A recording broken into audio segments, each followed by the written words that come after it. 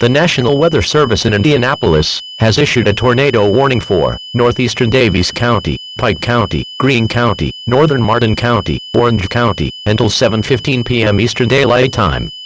At 6:45 p.m. Eastern Daylight Time, Doppler radar detected a tornado near Linton, or 30 miles east of Terre Haute. Doppler radar detected this tornado moving southeast at 50 miles per hour.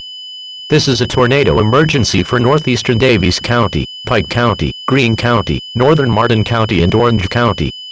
Take immediate tornado precautions now. This is an emergency situation.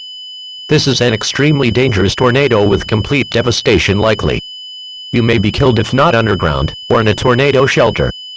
Do not delay, seek shelter now.